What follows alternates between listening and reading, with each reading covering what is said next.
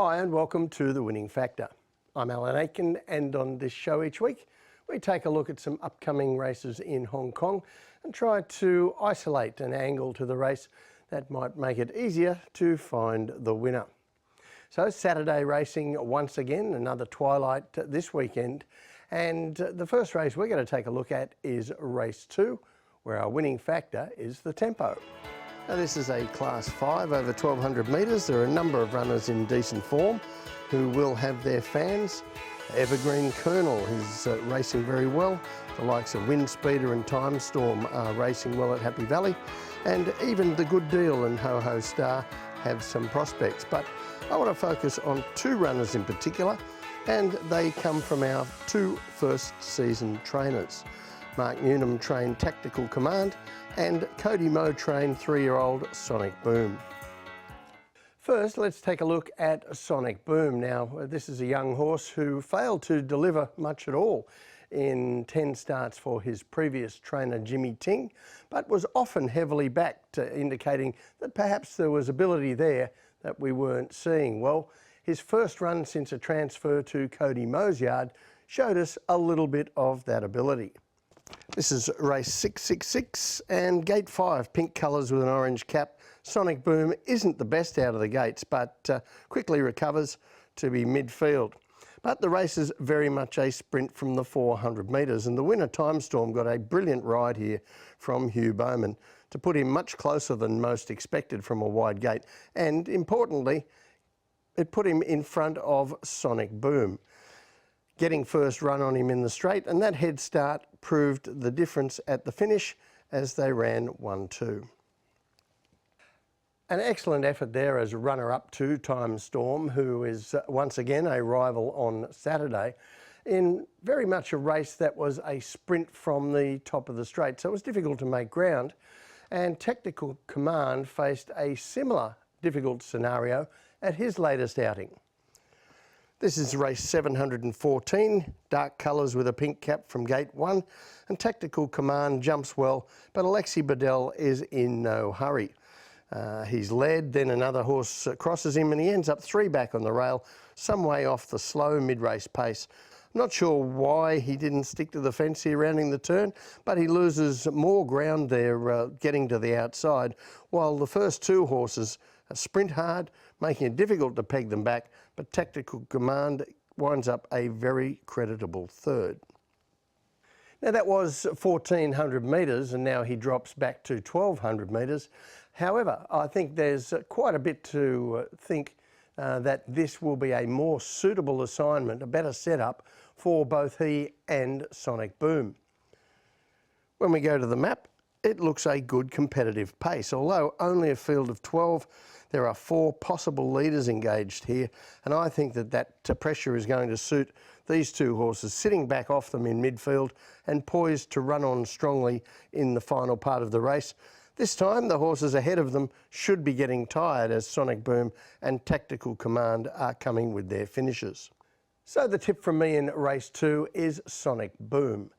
His winning factor, the tempo. Now I think that tempo is the key to the race, and it's going to make the job a bit easier for both of these horses. However, I'm going to lean towards the 3-year-old with a bit less exposure, Sonic Boom, but there isn't a lot between them. Sonic Boom for me, just with the edge. The other race I want to take a look at on Saturday is race 10, and our winning factor here, the map.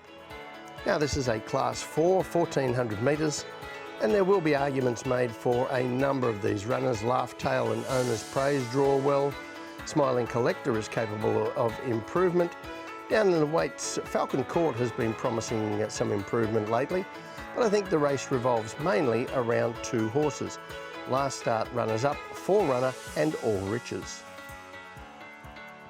First, let's have a look at the latest effort from Forerunner. This is race 699. He's in gate 9, red, white and blue colours, and Forerunner jumps quite well, but is not known for his early speed, and even without a lot of pace on, he drifts back to midfield. Now he is 3 wide, but has cover, and it's a race of 2 halves. The early pace is soft, and the leaders pick it up from the 800 metres. Forerunner eventually winds up and gives a strong chase, but the winner, Top Peak, has been about a length and a half ahead of him all the way, and that remains the margin at the post.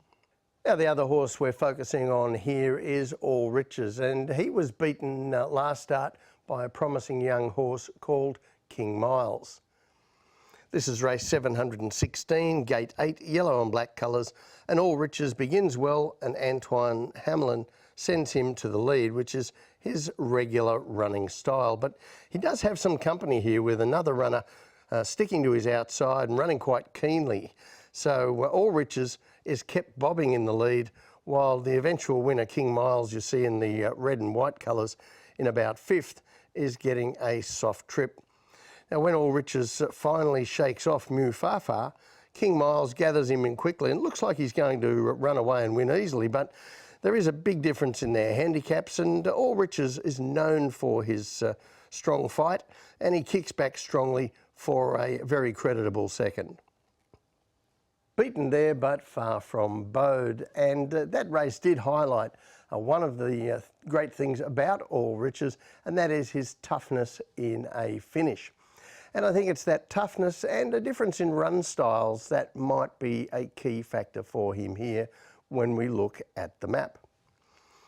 So All Riches looks like the leader here, with all the options of how he might conduct the race.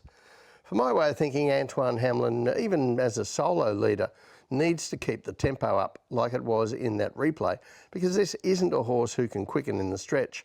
He'll often find a horse with better acceleration to get past him, like he did there, unless he draws their sting by setting a genuine tempo, even at times a fast tempo, and forcing his pursuers to sprint over quite a long distance.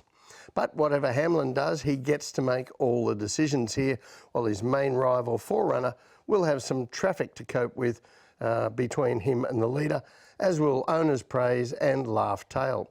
And the others I mentioned as Chances, Falcon Court and Smiling Collector, well, they have to cope with wide barriers and don't really think they have the tactical pace to make their own luck.